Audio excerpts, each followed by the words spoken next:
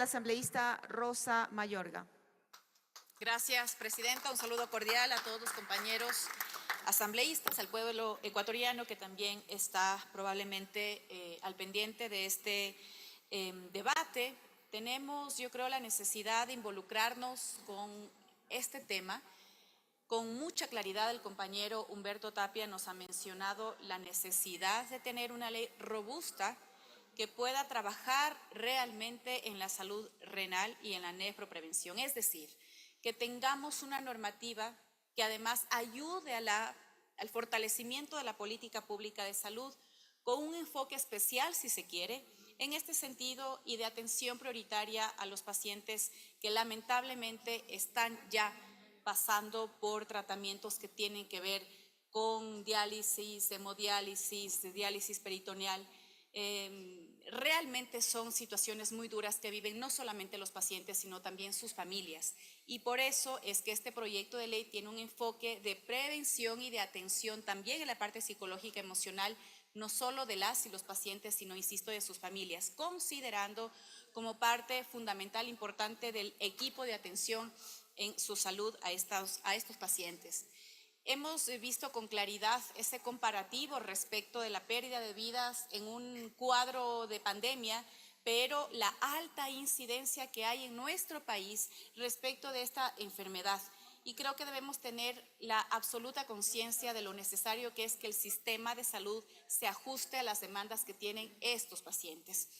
Sabemos bien que es costoso, no solo económicamente hablando, sino lo demandante que es su situación familiar, su situación emocional, su situación psicológica a la hora de enfrentar esta enfermedad. Por lo tanto, es muy importante, y creo que esto lo hemos dejado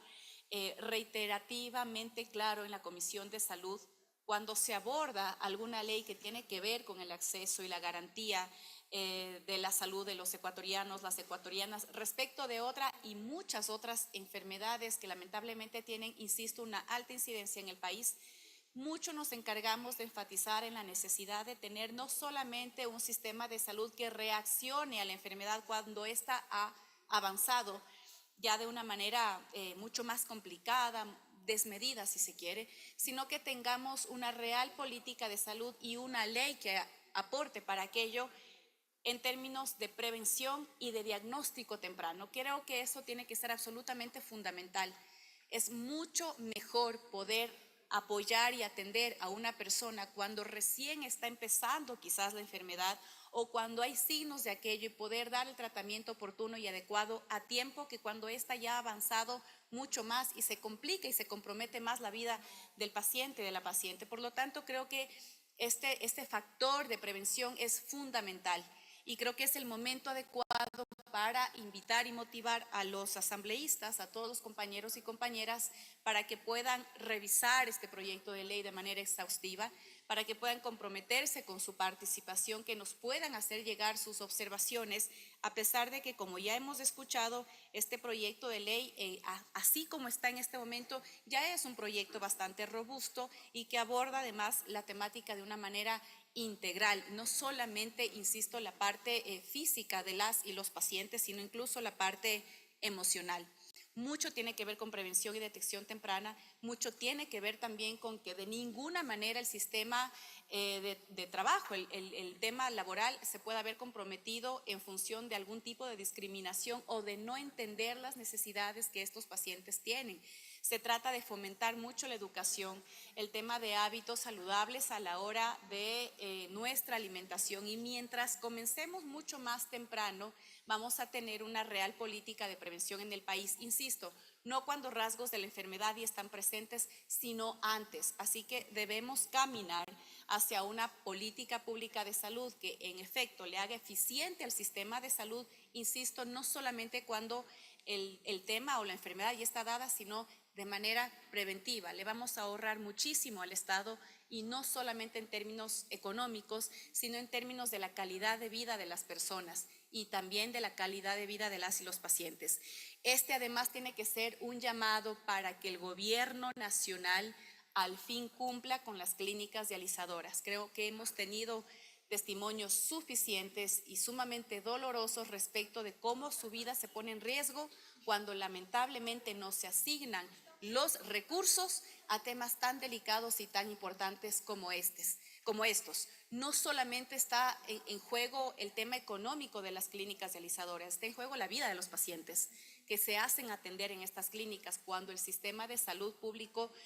ya no abastece. Y en ese sentido también hemos discutido en la comisión qué hacemos como Estado para poder robustecer el sistema público de salud respecto de dializadoras y de estos tipos de tratamientos para que sea cada vez menor quizás la necesidad de acudir al sistema privado para poder hacer que más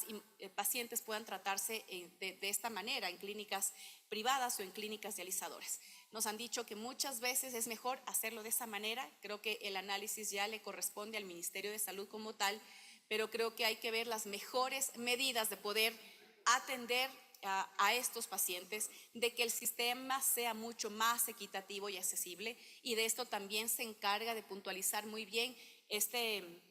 informe y este proyecto de ley. Pero sí comprometerles, compañeros, compañeras, a que demos los mejores aportes para poder aún robustecer mejor esta normativa y que cuando sea aprobada por la Asamblea Nacional pueda ser una ley que realmente sirva a aquellas familias y a aquellos pacientes que están esperando una normativa que lo garantice, pero haciendo también mención de lo que hemos escuchado aquí.